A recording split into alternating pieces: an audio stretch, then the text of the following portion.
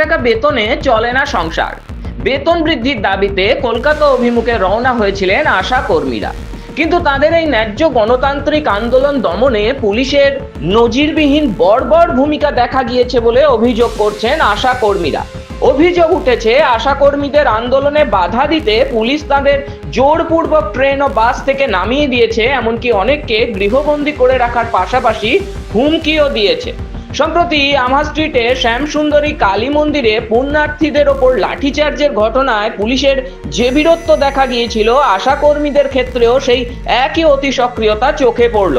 অথচ আশ্চর্যের বিষয় হলো, এই একই পুলিশকে সম্পূর্ণ ভিন্ন ভূমিকায় দেখা গিয়েছে বেলডাঙায়। সেখানে আন্দোলনের নামে যখন ব্যাপক তাণ্ডব চলছিল, রাস্তা অবরোধ করা হচ্ছিল, এমনকি একজন মহিলা সাংবাদিককে রাস্তায় ফেলে মারধর করা হলো, তখন পুলিশ ছিল নিছকই নীরব দর্শক।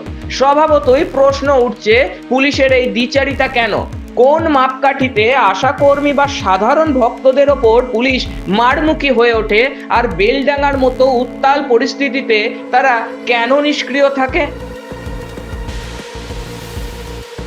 অত্যন্ত দুঃখের কথা, অত্যন্ত লজ্জার কথা। আমাদেরকে আজকে ডাকা হয়েছিল, আমরা গত 7ই ফেব্রুয়ারি এসেছি, গত 7ই জানুয়ারি এসেছিলাম।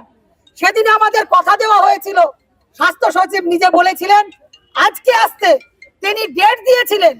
আমাদের সারা রাজ্য থেকে প্রায় 65,000 আশা কর্মী উত্তরবঙ্গ থেকে দক্ষিণবঙ্গ তারা রওনা দিয়েছে।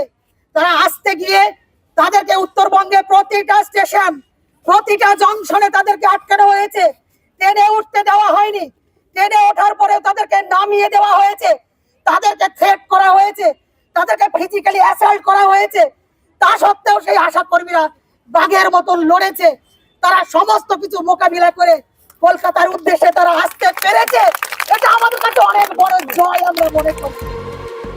বেলডাঙাতে পুলিশের সামনেই বিক্ষোভের নামে ভাঙচুর চললেও পুলিশ চুপ থাকার অভিযোগ উঠেছে। অন্যদিকে কলকাতায় আমহা স্ট্রিটের শ্যামসুন্দরী মন্দিরে মায়ের দর্শন করতে আসা হিন্দুদের ওপর লাঠিচার্জ করতে সময় নেয়নি পুলিশ। আবার আশা কর্মীদের বাধা দিতে সকাল থেকেই অতি সক্রিয় হয়ে ওঠে পুলিশ।